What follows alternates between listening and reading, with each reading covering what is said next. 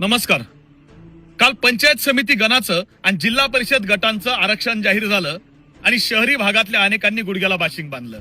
पण मुळात 1962 साली लोकनेते यशवंतराव चव्हाण यांनी त्रिस्तरीय संरचना महाराष्ट्रामध्ये लागू केली आणि त्यानुसार ग्रामपंचायत, पंचायत समिती आणि जिल्हा परिषद ही ग्रामीण भागातल्या लोकांकरता आणि त्याचसोबत महानगरपालिका, नगरपालिका, नगरपंचायत ही शहरी भागातल्या लोकांकरता आणि त्यानुसार जिल्हा परिषद आणि पंचायत समिती ही ग्रामीण भागातल्या लोकांना प्रतिनिधित्व मिळावं याकरता असणारी रचना आहे. आणि म्हणून माझी महाराष्ट्रातल्या तमाम नागरिकांना माझी विनंती आहे की जिल्हा परिषद सदस्य किंवा पंचायत समिती सदस्य निवडत असताना मुख्यत्वे तो आपल्या गावातला, आपल्या भागातला, ग्रामीण भागातला असला पाहिजे. त्याचसोबत तो सुशिक्षित असावा, तो शेतीशी निगडीत असावा, तो चरित्र संपन्न असावा, त्याला शेतीच्या प्रश्नांची जाण असावी. असे सगळे निकष लावत असताना मुख्यत्वे तो आपल्या गावातला असला पाहिजे ही भूमिका आपण घ्यायला हवी. तर खऱ्या अर्थानं या व्यवस्थेचा ग्रामीण भागातल्या पायाभूत व्यवस्थेला फायदा होईल. जिल्हा परिषद आणि पंचायत समिती ही ग्रामीण भागातल्या लोकांकरता आहे.